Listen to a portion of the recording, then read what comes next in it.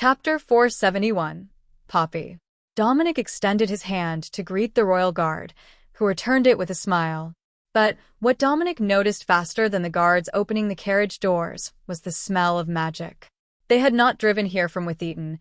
They had come via portal and had only arrived a few kilometers out, not long enough for the lingering magical residue to fade. Probably not even past the baronies. "Your Highness, welcome to Westover," Dominic began. "Oh, Prince Wavemates, I love the horns. Is Fahad here? He didn't run away when the ladies showed up, did he?" Princess Poppy asked airily, utterly unconcerned with propriety. "Of course not. Crown Prince Fahad is currently in the main salon if you would like to surprise him with a visit." "Wonderful. Are there rooms adjoining his? We can move my ladies in waiting there if it's no trouble. The next villa over is available. Westover Manor is set up to give privacy to our royal and noble guests," Dominic suggested. "That will work. However, I must stay next to him." Dominic nodded. "I will see that it is done." The prince had plenty of space. He could deal with his little sister. Was there a particular motivation to the visit? Or were you just missing your beloved older brother? Dominic asked as the staff began to escort the ladies of Axbridge out of the carriages. "It's for the dating event, of course. We heard that the Amerdun court sent a whole delegation to Signia, and they're here right now, so we came too. I believe that the ladies of West Kyria should be here within the hour, or first thing in the morning." Dominic sighed. "I think that something got lost in the translation. The ladies were resting here for a few days before they continued on to the larger cities in Signia." Princess Poppy giggled and patted him on the head, an action she had to stretch to accomplish. "Silly dragonkin. That's not how women work. You see, they didn't end up this far off course on purpose. They're here to wait for the new barons to come back from war, all hopped up on glory, and looking for their storybook ending like a bunch of dogs in heat. So, naturally, we couldn't miss the opportunity for our ladies to join them, and neither could West Kyria, who also has a surplus of noble daughters, but far less acceptance of mistresses and concubines." Dominic nodded. "It sounds like fun. We will have to invite some of the boys as well, not just the soldiers. Make it a grand event, unless my wife murders me for suggesting it." Poppy giggled. "You married Princess Alexis, right? You look surprisingly unharmed. Have you tried scouting monsters in advance, so you can offer hunts as a peace offering?" The princess winked at him, and Dominic laughed. "I take it that you have known her for some time?" Princess Poppy nodded. "I went to the Signia Royal Academy with her and her twin sister. We were in the same year. And, when we were younger, we would all spend time at Prince George Mitfield's estate in Dunstow. We're technically distant cousins, but Prince George's mother's family is closer to mine." Dominic smiled. "In that case, I have good news for you. He is here, representing Mitfield during ongoing negotiations." "Uncle George," Poppy shouted, waving toward the house. The maids laughed, and Dominic saw a white-haired head peek out one of the windows, before the man in question came running out. "Poppy girl, what are you doing here? Did you miss your big brother so much? We're not going to steal him while he's away. Plus, doesn't he already have like 3 wives to go back to?" Poppy rolled her eyes at the much older prince. "It's not like that. I came for the dating event. Father says that it's time I started looking, so I brought all my ladies in waiting and some others from the capital." "Oh, this is going to be so much fun." Prince George sighed and gave Dominic a sympathetic look. "It appears that things are getting out of hand. I'm sure it'll be fine. We will just have to finish the negotiations before too many more arrive so that we can keep the ladies and the gentlemen separated." George winked at Poppy. "I think that might be difficult. If we're going to have a whole house full of determined heartbreakers, we're doomed to be constantly chasing them out of each other's rooms. That was one time and it wasn't like that. You know that Claudius is a siscon." Dominic choked on his laughter. "Oh, I have to hear this one. The crown prince is quite protective of his sisters, I agree." George sighed. "Great. Now we've got more children to gossip in the house. I should have invited more from my generation." Poppy winked at him. "Do it. I hear there are plenty of young widowers who might be looking for a bride. You know at least 1 or 2 of these ladies wouldn't mind a silver fox, and then life as a young widow." George patted her on the head. I need to talk to Fahad about your reading materials. Someone has been corrupting your young mind. And Dominic wouldn't be shocked if it was Alexis. George got a sly look on his face. Did you know that Dominic thought that the Heir Court was the name of a high-end brothel? Poppy smirked. It is actually. There is a hostess lounge by that name in Withyton. The guards told me about it. They had to take down their sign because Amirians kept trying to set it on fire for the insult. George frowned. We really do need to control your outside influences. I will speak to Fahad about making changes to your guards. No, wait. It's not that bad, I swear. I just happened to hear them talking about it.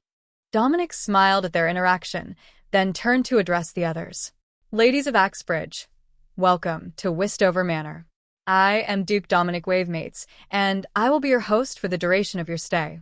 My staff is working on arrangements to get everyone settled for the evening, as we weren't expecting a late arrival of this size.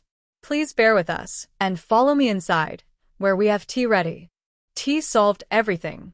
They could make it in under a minute with magic and a good tea base, but it kept the ladies occupied for half an hour with ease. Chapter 472 is not alone. With another group inside, the ladies of the Heir Court, who were headed to bed, came out to socialize, and Dominic gave up on any notions of sleeping at a decent hour.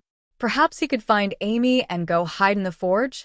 No, that would just draw them out into the yard, and who knew what would happen when the girls were left unattended with Dave and the goats. The goats were somewhat territorial and protective of random females who entered their fields. But trying to explain to a bunch of noble girls that they had been adopted and were no longer allowed to leave the goats' sight could be problematic. Jasmine was still struggling to accept it, and the farrier was pretty open-minded. The sound of Dave clearing his throat from the door alerted Dominic that there were more issues to deal with, just in time for a portal to open next to the gates, revealing an elderly mage, and even more debutantes. I swear, we're going to end up with every eligible noblewoman from here to West Kyria by the time that this is over, he muttered. The mage on the other side of the portal laughed. You're in luck then. These fine ladies are from Northinta Castle in West Kyria, and your promise has come true. Please come in. There is tea, or something stronger if you need it. Dominic agreed, with a welcoming gesture. The mage was about to object, but Dave was already ushering him through with a massive hand on his back, and it was too late to politely decline. Good, if Dominic had to suffer this chaos, so did everyone else. Do we even know who the grooms are going to be? The mage whispered as the girls rushed through to meet old friends from the other nations. Not yet. I suspect it will be the new barons from Signia, and whatever other eligible bachelors the king sees fit to send after he gets word of what is going on here. Dominic whispered back. So, it's just a bunch of debutantes descending on your house because there might be new barons coming? Dominic shook his head. No. Because other debutantes came here expecting new barons. The news spread and one thing triggered the next, and now we've got women. All the women. The mage sighed. The communication net is abuzz with the news. There's a network? The mage winked at him. The court mages have a set of linked communication tablets to talk to each other, and we all know what is going on now, so I would expect that any of the alliance nations who haven't sent ladies will have them here soon. I think that it's just us and Mitfield who are still to send ladies for the debutante event. Then we will be expecting the gentlemen to arrive at some point afterward. I know that the envoys have been calling family members, but most of them won't have access to a portal spell, so it will take them a week or more to make it here. Dominic explained. So, the wealthy get not only an advantage in status, but a head start. I tell you, it's an unfair advantage to be born into a high noble family. Tell me about it. Starting as an orphan is living life on hard mode. The mage chuckled at the gallows humor, then looked out over the grounds of Westover Manor. I suppose that it worked out all right for you in the end. Rags to riches, complete with a princess. Dominic sighed dramatically. It's a living dream, you know. Not just a princess, but a paladin. It's like marrying your best buddy who likes to go kill monsters with you, only better looking. I don't suppose that there is a better spot to rest here than inside the manor, is there? I'm not assigned as a guardian of the ladies, so I don't have to remain on the premises. The mage asked. If you want to run away, I don't blame you. We have the Duskblade sect here in town. If you want, I will call one of them to get you, and you can borrow a room in the Mage Tower, or at the inn in town. So far, all the visitors have been nobles, so the inn still has room. Or, if you're a guild member, both the merchants and adventurers have facilities in town for their people. The mage shook his head. The Mage Tower would be just fine. I don't know the Duskblade sect, but if they're local to town, they shouldn't be openly hostile. Dominic whistled to get Dave's attention. Where is Amy? Playing with the cat in the loft. Please have someone ask her to come here. A few seconds later, the petite mage was jogging their way, waving happily. Are you having fun yet?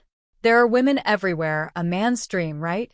Dominic sighed dramatically and placed a hand over his chest in a wounded gesture. If only I were a younger man, still a bachelor. Amy made a grand gesture to the mage. Are you perhaps single, good sir? I can arrange chaperone meetings if you are so inclined.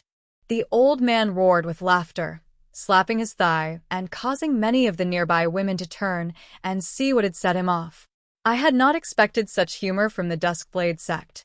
No, miss, I am not looking for a new wife young enough to be my great-granddaughter. But what a way to go, right? I'm sure they wouldn't mind the inheritance. You're going to get me in trouble, little one. Let's go see your elders before someone gets the wrong idea about my presence here. Well, that's not nearly as much fun. But I can take you there, no problem. It's only a few minutes walk if you don't want to use a portal, and the city has street lights. The mage looked impressed. Westover has Magitech lights through the whole city. Not all of it, but most of it. Even most of the farmhouses have Magitech yard lights now. It's been a great security feature. But you'll enjoy your time with the sect. We've got someone for every niche. Chapter 473, Crowded House. The next morning, it was not the morning sunlight, but the sound of giggling voices that pulled Dominic awake. We're going to need a larger house again. This is getting ridiculous. Alexis complained. And I'm afraid that it's not going to end quickly either. Dominic agreed. You can deal with the arrivals for the day, I will deal with the guests. Much to my annoyance, I have trained for this all my life, and I don't trust them not to try to pull a stunt that would shame you into accepting one of them as a concubine. Even an unwanted concubine lives a decent life in a ducal manner, since it would ruin the duke's reputation to let them be seen as abused. You might be good at killing monsters, but you're too soft-hearted to deal with ladies of the courts. I have mortars? After a half-second of confusion, Alexis burst into laughter. That's precisely my point. You're hopeless, you adorable idiot. Fortunately, you're good at everything but scheming. Now let's get this day started.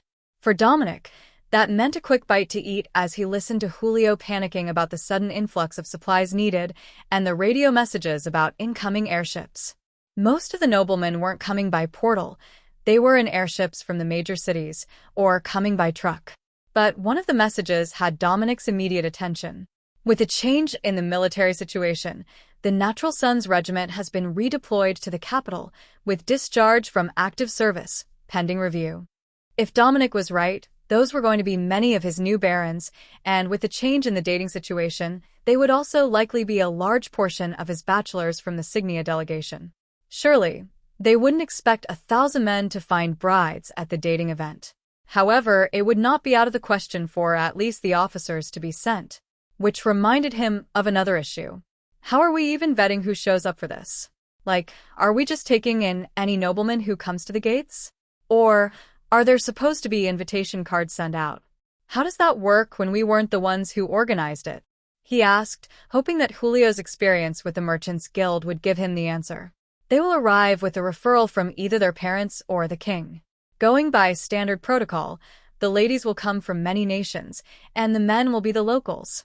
Especially after the war, there is an imbalance of single women over single men, and while that can be sorted out easily enough, it does leave countless families struggling to find a good match for their daughters. That's why they're traveling. No nobleman, especially a higher-ranking one, will accept that his oldest daughter doesn't marry into a title. So, that leaves these younger daughters in a bit of a pinch. No woman wants to be the mistress or concubine, someone's dirty secret or side piece, no matter how legitimate their title sounds. But there were more women than men to start with, and there have been major wars in nearly every country on the continent this generation. So, while we might not be in as bad of shape as Heir, Signia still has nearly 2 daughters to every surviving son over 20. There are also all the widows. This might be a debutante event, but many of the chaperones are war widows, and they will be looking for a placement. It might be a wedding, it might be a job as a nanny or head maid, depending on their status. But a dead man's income is worth less than his promises, and a noble estate passes to the next title holder, not the widow. There was a death benefit, Dominic knew. And if the house didn't pass out of the family, the widow was still a member of the new noble's kin, so she was unlikely to be tossed out of the house. But that didn't mean that she would be happy staying, or that the death benefit would last long if her husband had been a struggling baron or knight. Alright, so we've got 100 or so eligible young women, and an unknown number more coming. Then we've got the Natural Sons Regiment likely headed our way after they get awards from the king. I would imagine we will also get many sons from other families, as we've got so many royal family members here. Well, extended family members anyhow. Julio nodded. There are only 2 here who hold the title of princess, and those are Princess Min of Amerton and Princess Poppy.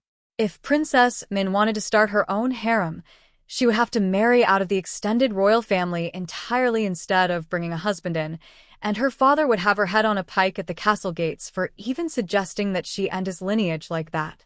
Princess Poppy is a bit of a wild card. She's still unwed, but there are rumors that her favorite member of the royal guards is Miss Ella. Dominic chuckled. And here I thought that she was a brocon. I guess there is no need to find a man who reminds her enough of Fahad that he is not a huge disappointment. Julio smiled and shook his head. In the eyes of that princess, no man will ever measure up to her elder brother. Dominic didn't think that Poppy had come here for the marriage event anyhow. She had come here because Alexis and Fahad were here, and it was the perfect opportunity to socialize. Though, wasn't Fahad also an option? He already had wives, Dominic knew that. But as the crown prince, there would likely be at least a few women looking to become one of his women. The status when he became king would be a huge improvement from nearly anything else they could hope for, unless they found a proper love match and not a political arrangement. Chapter 474. Marital Migration. The radio reports started to flow in, relayed by the airships overhead. There were dozens of airships overhead and multiple convoys coming from the closer cities. Coster, Limpsbury, Castle, Darden, and even rumors of a convoy coming out of Staptentave and Dagos, which was not only highly suspect, but potentially highly problematic. If they were infiltrators or soldiers, it was a violation of the border. If they were debutantes from Dagos, looking to marry out of the country, it was a political nightmare. One that Dominic would rather not deal with. Then, word that an airship had set off from Biverlow, carrying a full load of young men from the Noble Academy, and another from the capital in Mitfield, carrying minor noble ladies, though the palace had already sent ladies by portal. We're going to have to warn the Adventurers Guild to prepare for an influx of guests. The events in the manor are easy enough, but it looks like we're getting everyone who can manage to make their way here. Even the young fellows who weren't draft-aged. Julio pinched the bridge of his nose. Is it too early in the day to start drinking, Your Grace? There is rum in the cabinet. Part of the issue was that there were so many coming, but there were so many ladies of various loyalties. The ladies from Stancha province came from families that were formerly Dagos aligned, though they were Wavemates nobles before the war. They had been deemed safe enough to continue to live on the land, though most of them had been stripped of titles. That didn't matter when it came to marriage. A noblewoman without a title was still a noblewoman, even to the most hardcore of purist families. It was Dominic that had an issue with it. Julio poured himself a drink, filling the tumbler with rum, and Dominic took the decanter from him, drinking from it directly. Well, at least we prepared for an influx of guests. However, I just realized that we already have a rather significant number of noblemen in Westover. Julio frowned, then sighed. The officers of the security forces that came to accompany the envoys and the princes. Exactly. They're all noble-born, and many of them are still young men. They will need to be invited as well. It would be absolutely horrendous manners to expect them to remain on station during an event of this scale. And that means we're almost guaranteed to get attacked again. Julio added. Now we're on the same page. There is no way that idiot Kaizan will pass up the chance to attack during the festivities, whether it's with mages, monsters, or his remaining forces. He's losing the war. Rumor has it that he's fled the country already, and he will be looking for vengeance. Likely on me personally. You two have some real history, I agree. But why would he go after you in his last stand? I suspect that he will go after someone more important to Signia's succession. Dominic snapped his fingers. You are brilliant. We need to send a message to the capital. If we have Crown Prince Claudius and the Prince Alex here, then we've got almost all the potential targets in one spot. The only other option would be to go after the king directly, and he's got plenty of guards. You say that like you're planning a war right here in Westover. Dominic shrugged. If it means wiping out the last loyalists of Old Dagos, I don't care if I have to make it rain blood on the fields. It started here, and we can end it here. Well, that's graphic. However, I suspect that the farmers might have a somewhat different outlook on that sentiment. Dominic took another long draw off the rum bottle and laughed. Yes, I suspect that they would. It's not like we can just go to Shersdonia and demand that they turn over the prince and his allies. Not when there is a good chance the king is supporting them. Then we focus on what we can control. If you want to send out the message that we have a need for as much space as we can manage, I will prepare the supplies for our new arrivals. Dave and Larry can only do so much to keep the pantry stocked, and we will need to start buying from the farms, which are already sending most of their excess to the soldiers camped on the edge of the city. Fortunately, the trolls have been excellent for the crops, and we're not in a shortage. Julio decided, looking resigned to his fate. Dominic took that chance to escape for a few minutes, but only made it to the door before he encountered a runner from the Axbridge force, who had arrived to deliver a message. Perfect timing. Let your officers know that we will soon be inviting all the noble-born men who are in need of a bride to come to the manor for a dating event. We have gathered a number of debutantes, so when we call for them, be sure that they come ready to put their best foot forward, as much as possible, given their limited supplies. The soldier smiled. Of course, Your Grace. I am certain that they will be overjoyed to hear it. Fortunately for the enlisted men, many of the officers are either common-born or past the age where they are interested in debutantes. The soldier gestured to himself, being into his middle years already, and Dominic patted him on the shoulder. There will be noble-born tutors and nannies among the crowd as well, should you happen to be a single man. Not myself, but be sure that you go talk to the Mitfield force as well. They have a few reluctant bachelors who could use a good wife to keep them in line before they die career soldiers with no heirs. Dominic nodded. If nothing else, arranging a side event for the noble-born servants and the lower officers might help keep tensions down in the camps. Chapter 475. Too many. Dominic relayed the same message to the Mitfield troops that he had to the Axbridge runner, and got nearly the same response. They were eager to see what sort of potentially available women would show up for the officers to meet outside of the main event for the higher nobles. Not everyone was in a financial position to be dropping a fortune on bridal gifts to wed some spoiled daughter of a wealthy landowner. The custom was that the bridal gifts matched the dowry, and a pampered daughter of a wealthy family would get a pretty substantial dowry. More than most of these men could afford. But a daughter of a branch family, who was working a day job, that was the sort of bride that they could happily take home and try making an entire sports team with. Plus, she was more likely to be trustworthy with the finances than the pampered one. The longer that he talked with the soldiers, the more that he realized practicality was king to the lower nobles. Even if they had a chance at a princess or a duke's daughter, they wouldn't take it except in highly specific circumstances. Something like Dominic's situation, where they were likely to inherit a large amount of wealth and a huge territory, were obviously an exception.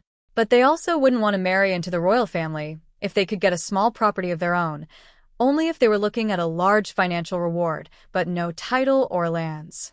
The next stop was the airship factory, and Dominic discovered that they had worked wonders in the short time that he was away.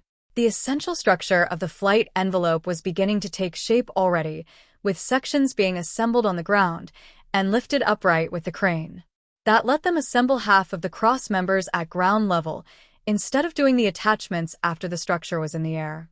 It saved a huge amount of time, and Dominic could tell already that they were going to be ready and waiting on materials by the time that the silk for the covering finally arrived.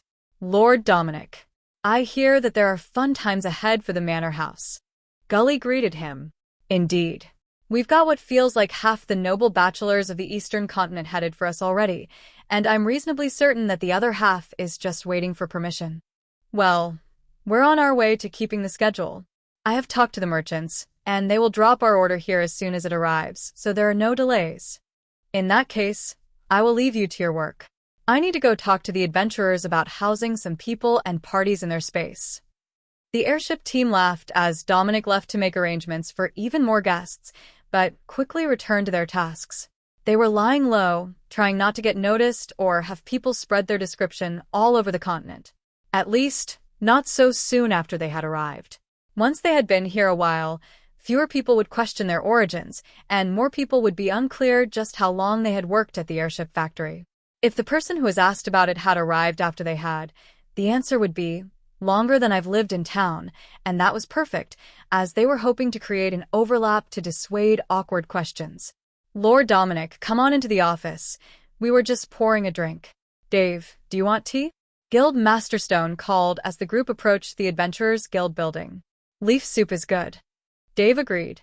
The assistants brought out a large kettle of tea and a set of beer mugs for the Dave Brigade to drink tea from, while Dominic stepped inside the Adventurers Guild office, where he found Rill, the Merchant Guild leader, as well as Pops and Engineer Marcos of the Royal Infrastructure teams waiting for him. Word spreads fast, it seems, he greeted the room. Indeed. We've just learned that we have at most a week to prepare for the event of a century. These sorts of massive matchmaking events do not happen often, and certainly not on an international scale. So, it falls on us to make the nobles of 3 nations feel welcome here, and we have limited available housing, with even fewer traveler amenities, such as restaurants. Engineer Marcos replied. Rill nodded. We have people on the way, and they'll stay for the duration instead of moving on. But it's not going to be enough to make Westover into a metropolis. Dominic shrugged. I never intended to. My first thought was to call the farmers, have them come into town for an outdoor market selling every specialty that they can bake, boil, or roast, and put it all under a large tent. It won't be like anything else that the nobles have ever seen, but I do have one amendment. It's not 3 nations. It's 5. Possibly 6. The others simply stared at him, refusing to process that news. We have guests from West Kyria already, as well as Amer, Signia, Mitfield, and Axbridge. But I wouldn't rule out at least one more nation sending some ladies our way. Well, I suppose that doesn't change much, other than the likelihood that we're going to have someone lose their minds over a dish they don't like. Branch Leader Stone laughed. Dominic turned to Pops.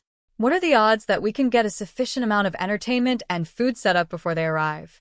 I know it's not really your department, but you've likely got the most experience with impromptu parties. The old dwarf laughed. Impromptu parties, I like that. I already had Mead order more liquor and ale. The innkeeper has ordered everything he can get his hands on. But Rill has 10 caravans of supplies coming our way, with a full merchant fare to support them. That will take care of the basic shopping. We will just need to have our farmers chip in to keep the food flowing. It's far less than what they were shipping when we still had the Signia military force here, so I know that they can come up with the actual supplies. It's just a matter of getting it cooked and distributed when the town is already bursting at the seams. Engineer Marcos sighed. That's true.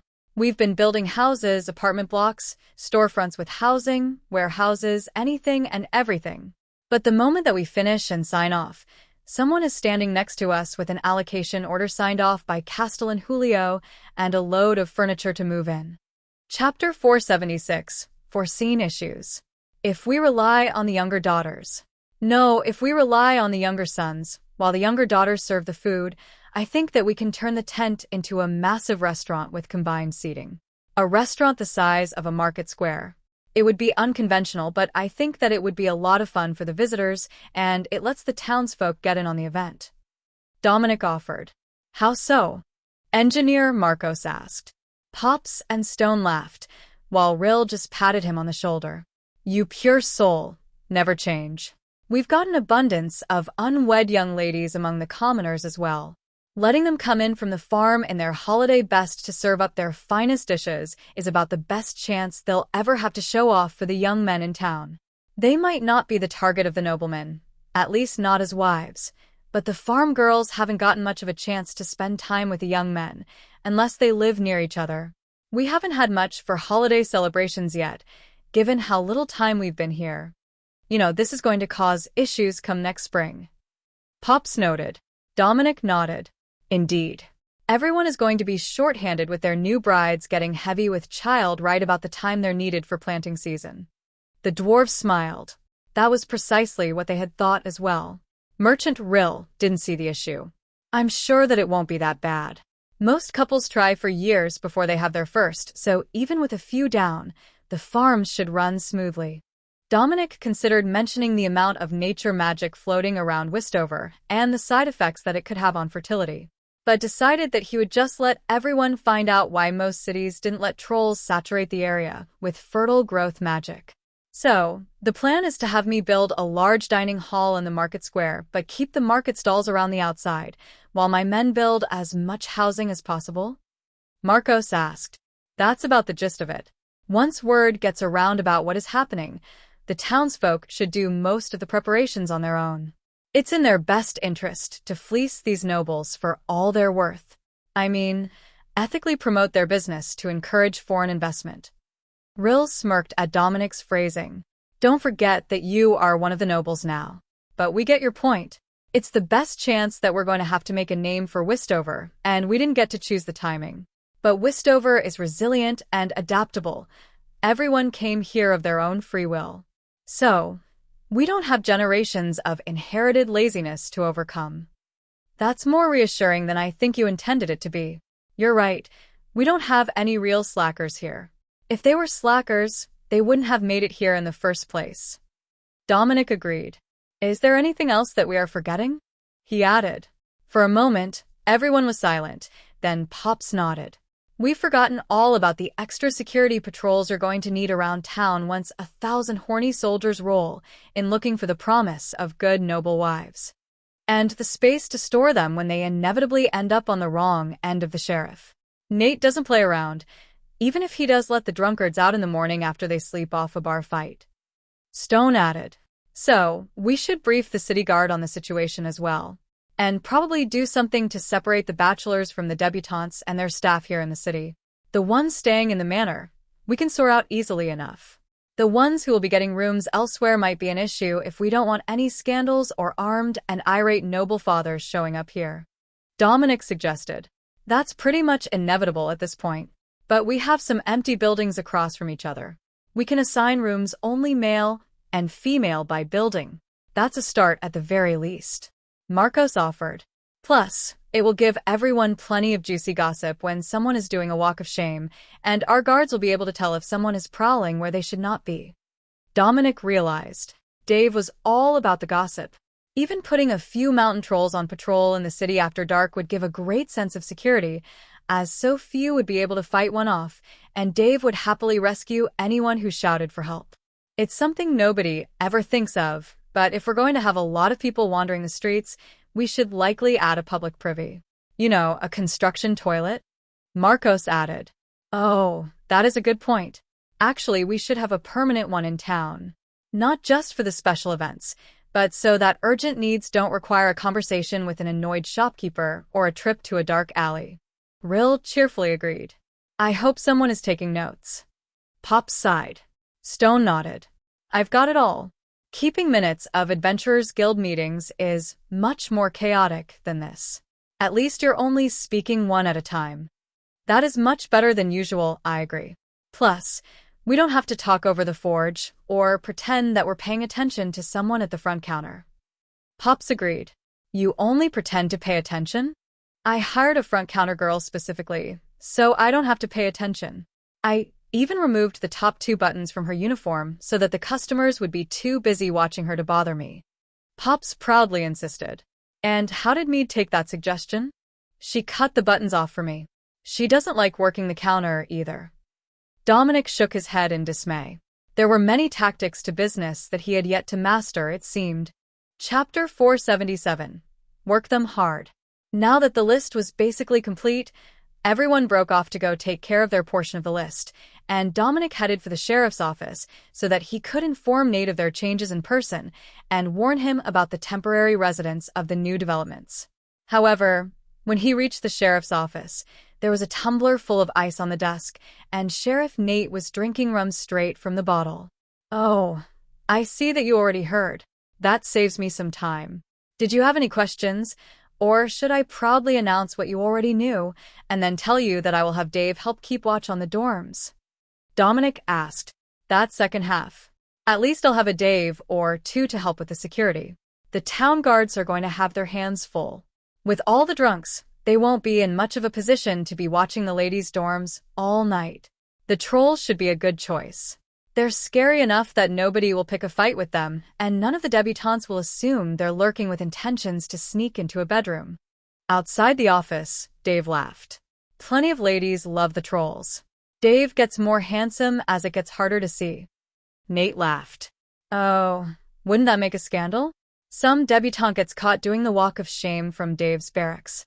Dominic could see it now. The nobles would be talking about it for a generation, and her entire family would disavow any relation to her. He would likely be facing calls to eject her from the event as an imposter from a common family by the end of the day. Sent by her own father. "Do you need anything else to make preparations for the event?" Dominic asked. Nate shook his head. "I'm already working on the schedule and the security rotations for the unofficial events, because you know that it won't just be nobles coming into town looking for a good marriage partner." Dominic nodded. "There will be plans for everyone. Pops and Marcos are going to be working together on the facilities for the party. I will help where I can, but mostly I'll just be running around like a chicken with its head cut off, greeting wave after wave of people." As if he had cursed himself, the radio crackled to life, informing them that an airship from Coster was inbound, and that there was one from Castle City not far behind it. Both held young noblemen, some with titles, some without. But Dominic assumed that they were at least decent options, as the tickets for the airship wouldn't have been cheap on short notice. Nate took a deep breath. "All right, I will go make sure that the new houses are actually finished and not just waiting on something while the teams work on something else. If we start putting them in half-finished apartments, I will never hear the end of it." Dominic nodded. "I will hold as many of the ladies in the manor as humanly possible. Actually, I will go build an expanded dorm for the servants so that the noble ladies can pack themselves into the main courtyards and not be isolated from their peers. They will get over the fact that the conditions are crowded, I'm sure." Nate shrugged. Cookbeth's food can silence many complaints. If they find out that the outlying dorms don't get fed from the main kitchen, they will become much more willing to take the secondary rooms that would normally be reserved for their servants. Now, that is brilliant. The more people we can pack into the main houses, the better. It saves on hunting for them when there is an announcement. Plus, it can double as a team-building event. Does that apply to noble ladies? I hope that it applies to them, and not just to soldiers and adventurers. Nate laughed. "I'm not an expert, but I do have some experience after all these years as a lawman. The answer is no. The best that you can hope for is that they don't claw each other's eyes out during a midnight fight over an outfit that is too similar to something that another noble lady wore 3 days ago. You don't want to try to understand them. You really don't." Noted. "I will leave as much of that as possible to the royals. I am not properly trained for that sort of event. Perhaps that's why they don't let new people be nobles? It takes a bloody lifetime to learn how to deal with them, and if you bring in a new person, you have to train them, and then they don't know enough to train the next generation." Nate poured the rum into his glass for a change, and shook his head. "No, I think that the reason they don't allow new people to join the nobility is to keep it exclusive. Like limited access to new weapon designs, it's only impressive if others can't have it." With the airships approaching fast, Dominic left the sheriffs to reach the docks before they landed. Both airships were flying low and slow, and he could feel the magic being used on them to keep them aloft, so they were most likely massively overloaded and relying on a mage to even function. That only made him more concerned about who might be in the airships, and whether they had done something insane like bringing a dozen servants each. Many of the senior nobles were known to not leave home without at least a half-dozen guards and 3 or 4 servants to take care of their requests. But if they had done that for this trip, there was definitely not going to be enough room for all the young lords who were likely to come for the party. The first airship slammed into the ground, and Dominic saw the mage at the helm slump over his controls, exhausted, while the young nobles ignored the hard landing and rushed out with the enthusiasm of puppies being introduced to the outdoors for the first time. Time to shine. Chapter 478. Early Arrivals. Gentlemen, welcome to Westover. I am Duke Dominic Wavemates, and I will be your host for the duration of your stay. There are a few things you should know, given the unique circumstances. We have well over 100 noble ladies present for the debutante balls, and we are expecting more. So, the housing within the manor itself is quite limited. A young blonde nobleman laughed and waved his hand dismissively. Even if you put us up in the barracks, I'm sure we will be fine. Funny you should say that. We have moved the ladies' servants into the barracks to make more room for the young ladies in the manor and attached housing. So, we will be housing the gentlemen in the town itself. There are many new units available, but we will be assigning rooms dorm style to fill every bedroom. Fear not, there are restaurant options for every meal of the day if you are not a formal event in the manor. There is no need for you all to learn to cook. The men from Limpsbury laughed. Well, that's good news. Splitting wood, we can do. Cooking, we might not survive to greet the ladies. There is no need to split wood. Every house in town has a Magitech fireplace. If you are cold, just light the fire. It has helped immensely with the air quality. The men looked at the city and saw that there were no telltale smoke plumes from chimneys, though every house still had one. But they also noted the massive warehouses, the distinctive aura of magic in use, and the fact that there were 10 very large, very heavily armored trolls behind Dominic. A question. Should we be expecting a variety of monster species in town? One of the men asked. Dominic shook his head. There are trolls and sorcerers, but that's about it. If you happen to see a goblin or ogre in town, you can be reasonably certain that it is not friendly. The nobleman laughed, and so did Dave. Tell Dave if there are goblins. I smash goblins good. There was no doubt that he was telling the truth. The trolls had their shields on their backs and their clubs slung over their shoulders, looking as casual as they could. But in a contest between a 100-kilo spiked club and a 20-kilo goblin, they knew which side they were betting on. Now, I will show you to the dorms, but you'll have to forgive the lack of furnishings. They were intended to be new homes for sale to residents. They were simply pressed into service to house noble guests. The mage who had been piloting the airship stuck his head out a window. They did come prepared to camp. Don't let them tell you otherwise. The mage winked at Dominic and sent him a greeting in the Wavemates' hand language. The guild made sure they all knew that the manor was full of eligible ladies, with no space for men, without senior titles. Now, that was considerate. How many of you have military service records? Dominic asked. Most of them raised their hands, with only a few of the younger ones not joining in. Is there a reason, you ask? One of the younger men asked, worried he would be excluded from the events. Soldiers are already accustomed to cramped quarters and rough sleeping. So, I will make sure that the younger men are spread between dorms. The others can help keep you up to speed with how things go. Honestly, I don't even know all of it. That's the dominion of the princess and the royal family members from the allied states. The airship from Castle City landed, and the first group of noblemen quickly explained the situation to the new arrivals. Then, a familiar face stepped out of the airship, wearing a mask that he likely assumed hid his identity. Your Highness, this was please. I will have Dave bring you to the manor. Dominic called. How did you know? Prince Nathan of Chip asked. For one, you're a ginger. The only one around. For another, your magic gave you away. I was there when you went with the second prince to hunt Kaizen. Dominic explained. The prince took his mask off, and a number of the nobles bowed slightly in greeting. Not strictly necessary for a foreign prince, but he was also an archmage. Will you be sending a delegation of ladies our way? Dominic asked. Indeed. But we had no idea where Westover was. I had to catch an airship here just to find the place, so I could open a portal home. Chip bordered West Kyria on the north. There was no good reason for them to have anyone in the royal court who had been to what was formerly a backwater earldom on the border of Signia and Wavemates. Dominic pretended not to notice the young noblemen quietly cheering for the arrival of ladies from Chip. They were well known for their beauty, as well as their temper, living up to their fiery hair color. But that wasn't going to dissuade these suitors. They had come to find just the right match from the widest possible selection of lovely young ladies, and the more nations that participated, the better. One of the men in the first group sighed.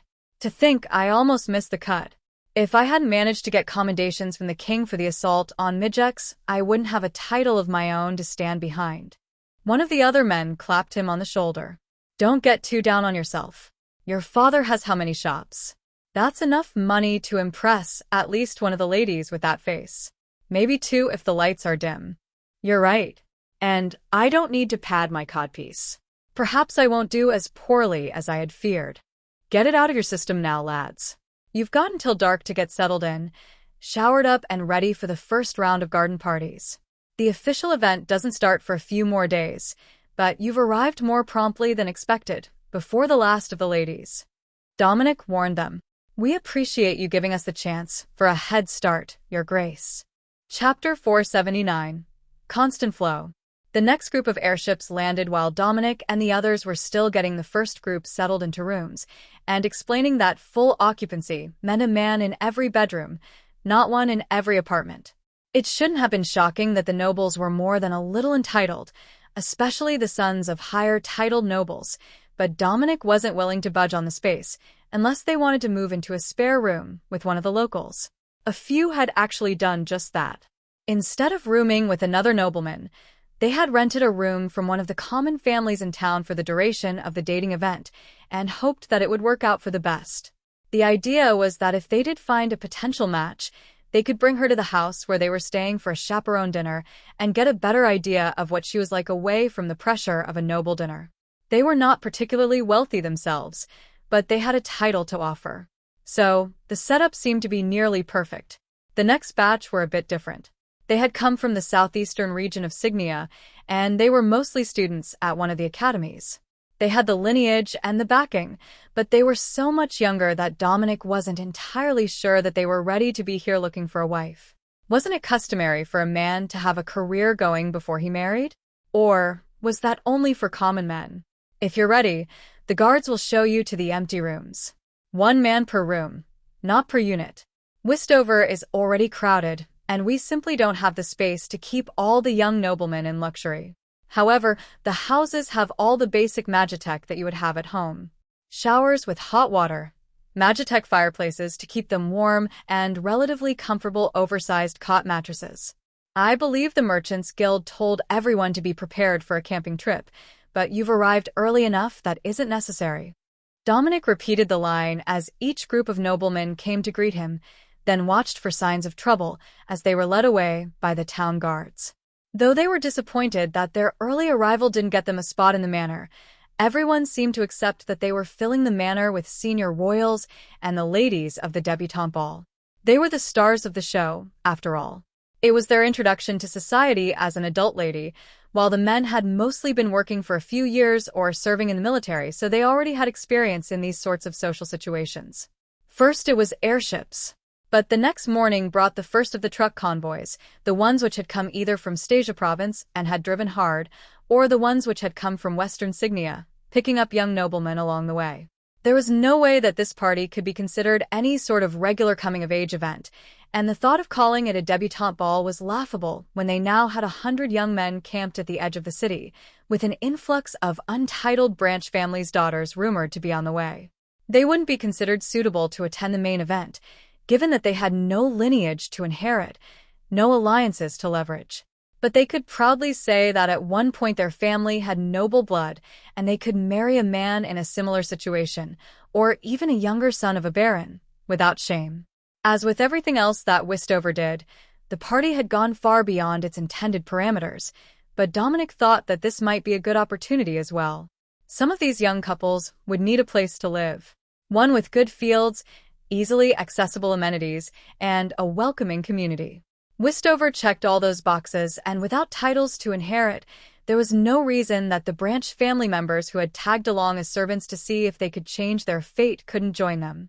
And, much to the engineering team's relief, they were mostly arriving in Merchant Guild caravans that had brought all the extra goods they had ordered.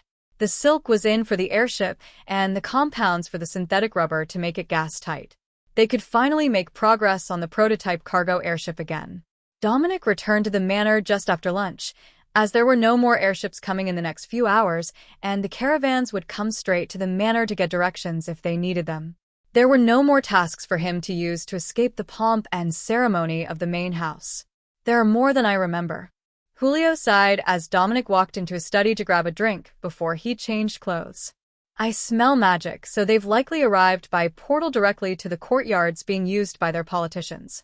If they've sorted out lodging on their own, the maids will take care of the rest. How is everything else? Did all the supplies arrive? Julio nodded. Indeed. We've received all that we asked for, and more. The guild is sending extra caravans, given the increased size of the event, and the Adventurers Guild is sending an entire convoy of treasure hunters to the region. Rumor has it that you're going to put up a bounty on monsters to keep them away from the camp nobles, and they all want in on the windfall. Julio gestured to the desk, where he had already written the request, ready for signature.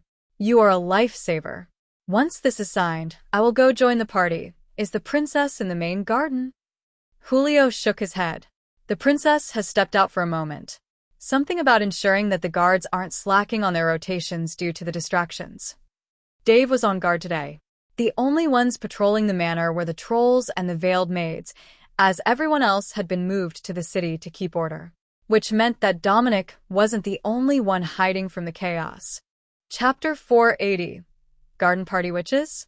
Dominic found Alexis not long after he left the house. She was standing on the manor wall, showing Dave a more comfortable ready stance, using his shield as a crutch to keep himself upright with minimal effort, while also protecting his body.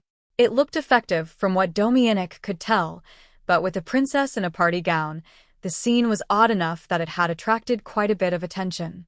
That was entertainment of its own, he decided. They were the hosts, charged with keeping the mood of the party on right tone, and the events flowing smoothly. There was no actual rule that said they couldn't do it by doing an inspection of the manor guards in full formal regalia. Probably. Lord Dominic, what a wonderful event you have put on. We just arrived from the capital, trying to get ahead of the crowd. A young woman greeted him as he entered the garden. The crowd, you say? The girl nodded eagerly, her carefully prepared curls bouncing. The Natural Sons Regiment is just finishing their award ceremony now, getting military merits, and some say even proper titles. I was at the academy with a few other seniors who didn't have class, and we convinced a visiting alumni to open us a portal here, so we could join in on the fun. I was actually at the Capital Debutante Ball last week, so this is not my first, but I do hope you won't hold that against me. Dominic shook his head. Many of our guests have been on tour, looking for suitable husbands. Have you and your friends found rooms yet? The girl nodded. Princess Eleanor wrote us a recommendation letter to borrow her rooms here, so that's where we will be staying. The maids already showed us the way. Princess Eleanor had her own rooms? That was news to Dominic. The youngest princess was not generally allowed to travel the world at will. Though they were both school-aged, so there was a good chance that they were friends only a year or two apart. Most likely what she meant was the villa reserved for the Signia Royals, who were currently not in attendance, as they had duties either on the front lines or in the capital. I am sorry, I seem to have missed your name. The girl smiled. I skipped the introduction, I'm afraid. Everyone knows who you are, so it almost feels like you should know us too, right? My name is Isalora, senior class of the Signia Royal Academy and apprenticing under the Royal Advisor Morgana, with hopes of taking on the position, should I not marry out of the capital. You seem quite sane for a techno-witch. It's a pleasure to meet you. Alora bounced happily. That's what Lady Morgana says as well. Technically, she say annoyingly cheerful, but I am top of my class, and my mother was also a royal techno-witch before she retired. Now it made sense why she was using royal suites. As the apprentice to a royal advisor, her current job title was enough to get her into the good rooms, even if she was still in school and making her social debut. She must be incredibly skilled. Morgana was not an easy person to impress. Though, he had never heard the witch mention an apprentice. Not that anyone would lie about it. That woman terrified half the nobility, and the fear of someone bringing up your lie in a casual conversation with her was enough of a threat to never do it. So, you managed to gather the senior girls of the academy? Or just a few close friends? Dominic asked, trying to grasp how many of them might be in the manor. Just the ones who are friends with the princess. 6 of us in total, sharing the 2-bed suite. But we also brought a personal maid, only one between the 6 of us, which I see the reason for now. Oh, and the princess sent a few more people to help Miss Beth in the kitchens for the event. She will appreciate that. Working with all new event staff has been a stressful experience for the entire team. Alora's excited bobbing had many of the young noblemen watching, and Dominic finally realized that the motion was not an oddity of a techno witch. He had noticed the bouncing of her curls as they were close together. However, those further across the garden were more interested in the bouncing of her dress. Sneaky. This girl was going places. We were assigned all new maids this year at the academy. We couldn't bring our existing ones from home for this semester unless they were vetted by the palace, and the first few weeks were pure torture. The boys have it so much easier. They just grease their fingers and run it through their hair and call themselves ready. It takes 2 hours to get my hair just right, and that's on a good hair day. If I've been doing too much magic, it gets all crazy and frizzy. One of the braver young men came over with a smile on his face. Duke Dominic, good afternoon. Thank you for having us. Miss Alora, isn't it? My name is Jeff, eldest son of Baron Lyr, near Limsbury. I heard you mention that you are apprenticing under advisor Morgana, and I was hoping that I might ask you a few questions about witchcraft. After you have finished your meeting with the Duke, of course. Jeff was not a small man. Not by any measure. Like many barons who had been sent to Stantia province after the initial phase of the war, he was clearly a career soldier, close to 190 centimeters tall, and nearly as scarred as he was muscled. However, he still had a friendly and youthful face, with only one visible wound, a scar that turned his mouth up in a perpetual smile. Alora considered him in silence for a moment, but Jeff only took the opportunity to pose, trying to put his best side forward. Yes, you look interesting enough to talk to. Lord Dominic, thank you again for having us. I do look forward to seeing you soon. Dominic nodded as she simply turned and walked away. Perhaps he had been hasty to have called her sane. Techno witches were always a little off. She might make a military baron a good wife, though.